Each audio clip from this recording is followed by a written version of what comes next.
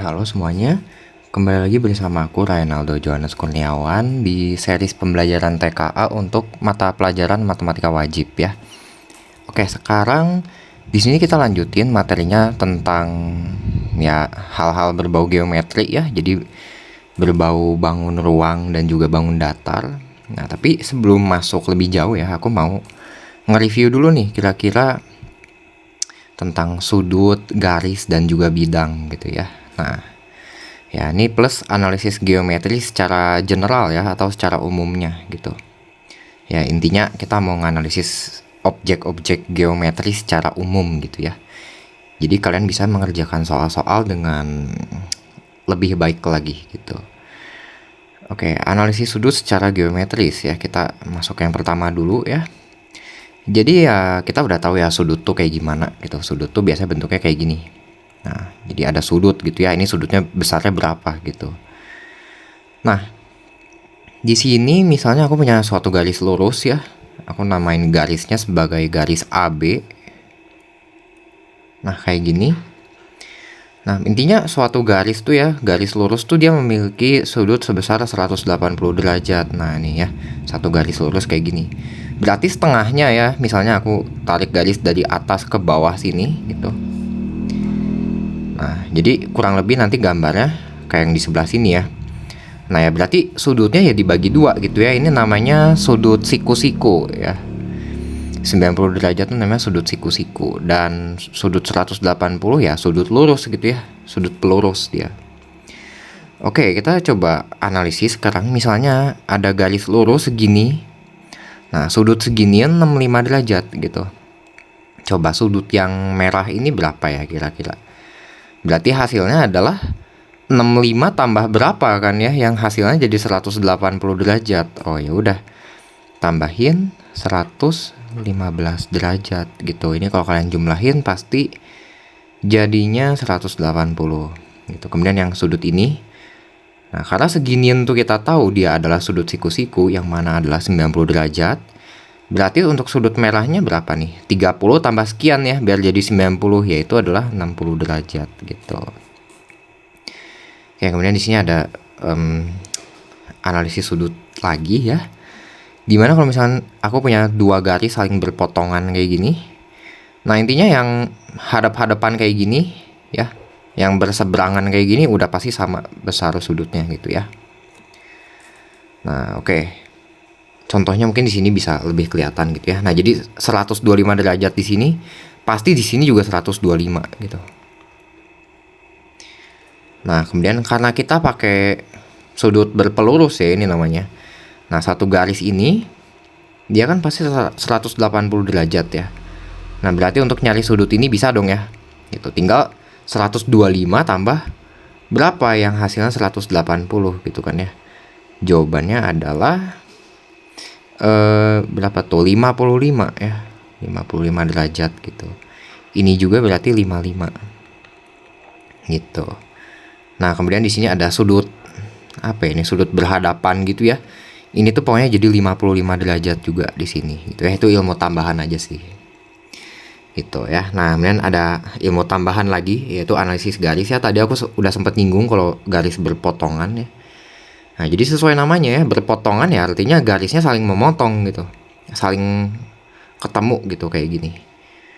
Nah, ada yang kebalikannya nih, ada yang nggak bakal pernah ketemu gitu kedua garis itu. Misalnya yang nomor satu yaitu garis sejajar.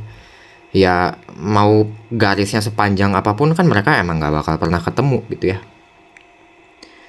Kemudian oke, nah sekarang kita masuk ke analisis bidang ya. Di sini ada beberapa konsep ya, ada dua konsep lebih tepatnya yang lumayan sering kepake lah. Ya, terutama di jenis-jenis soal hot seperti di TKA nanti. Yang pertama misalnya ada konsep kekongruenan. Jadi dua buah bangun ya, dua buah bangun itu dikatakan saling kongruen ya jika mereka tuh ukurannya sama, bentuknya juga sama gitu ya. Jadi ya besar sudutnya masing-masing sama gitu. Contoh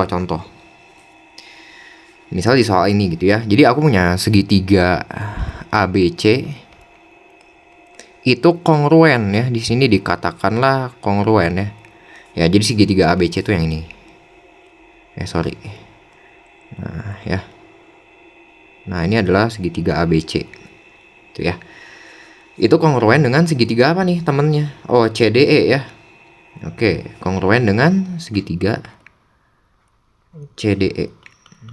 Oke, coba tentuin panjang sisi mana aja yang sama gitu ya.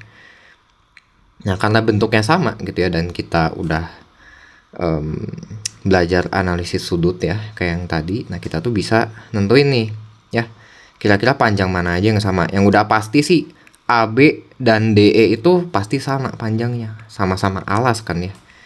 Jadi AD dan DE pasti sama. Oke, next lihat lagi nih, kira-kira dari gambar yang cocok yang mana ya gitu. Oke, kelihatannya sih ini ada lagi nih yang sama ya. BC sama ini DC ya. BC dan DC gitu ya. Nah, kemudian di sini ada lagi ya AC dan juga CE gitu ya. Nah, intinya gitu, tinggal lihat gambarnya aja gitu ya. Kira-kira yang sama yang mana. Harusnya nanti gambarnya lebih bagus lagi dari ini ya. Cuman ini aku ilustrasi aja lah gitu, kurang lebih kayak gimana gitu. Ya anggaplah ini bentuknya sama gitu ya. Nanti di soal TKH harusnya gambarnya lebih bagus lagi sih. Oke, kemudian ada yang namanya konsep kesebangunan. Nah, ini sebenarnya agak mirip ya sama kongruen ini. Cuman kalau kesebangunan itu dua bangun datar yang bentuknya sama aja. Jadi sudutnya tuh kira-kira sama lah gitu ya. Kalau dari segitiga yang ini ya, misalnya kita coba analisis gitu. Nah, kira-kira ya bentuk sudut mana aja sih yang sama gitu kan ya. Nah, ini sama ini kan pasti sama gitu ya. Nah, kemudian kalau misalnya kalian coba analisis lebih lanjut yang ini ya. Nah, sudut ini sama ini pasti sama ya. Sudut B dan E pasti sama gitu. Kemudian sudut yang A ini pasti sama dengan besar sudut yang D. Nah, itu jadi bentuknya sama dan kebetulan ukurannya juga sama karena dikatakan di sini kongruen gitu. Kalau kesebangunan itu cuman sudutnya aja yang sama gitu. Misalnya contohnya soal yang ini gitu. Jadi ini tuh anggapannya ada dua segitiga gitu ya. Jadi ada segitiga ABC dan juga segitiga CDE gitu. Sama kayak tadi. Cuman di sini kalian lihat bentuknya tuh bentuknya sama, tapi ukurannya beda gitu. Dimana untuk segitiga CDE alasnya 8, kalau yang ABC alasnya lebih gede lagi malah gitu ya.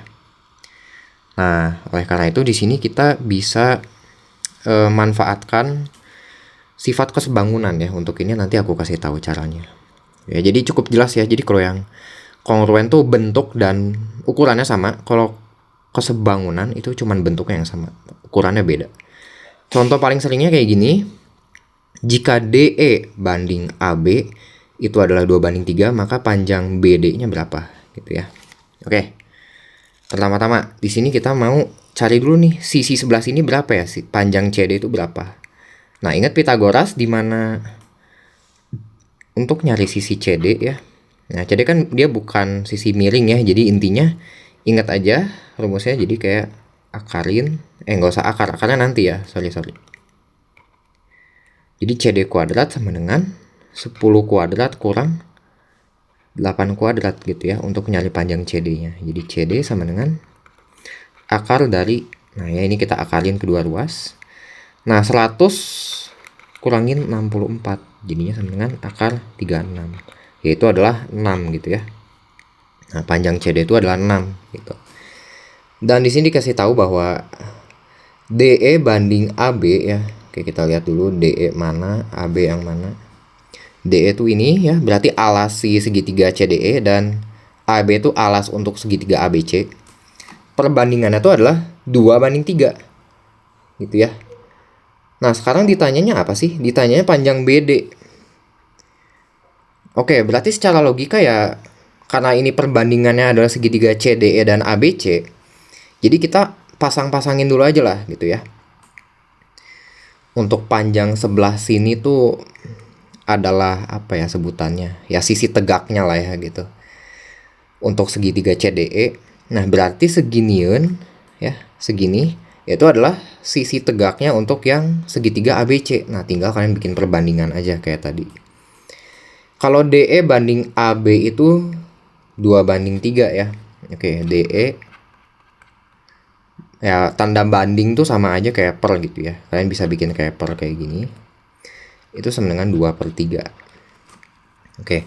DE ini komponen segitiga mana sih? DE ini adalah komponen segitiga si CDE gitu ya. Dan AB ini adalah komponen dari segitiga ABC yang gede gitu ya. Nah, dari sini kita udah bisa langsung dapat nih perbandingannya sebenarnya. Dimana DE itu adalah perbandingan untuk yang si segitiga CDE. Nah, si AB ini adalah untuk si segitiga ABC gitu ya, masing-masing komponennya gitu.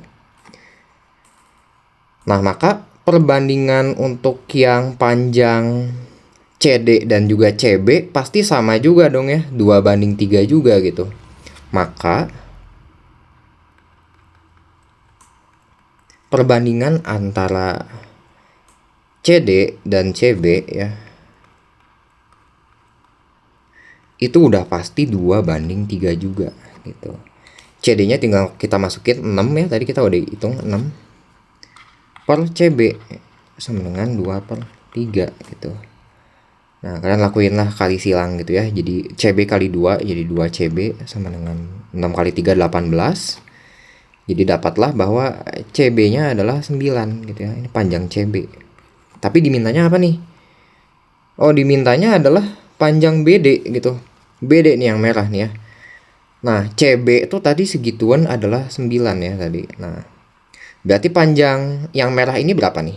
Ya 9 kurang 6 dong ya. Karena seginian tuh 9, seginian 6. Berarti ini panjangnya udah pasti adalah 3 gitu ya. Jadi 9 kurang 6. Panjang BD adalah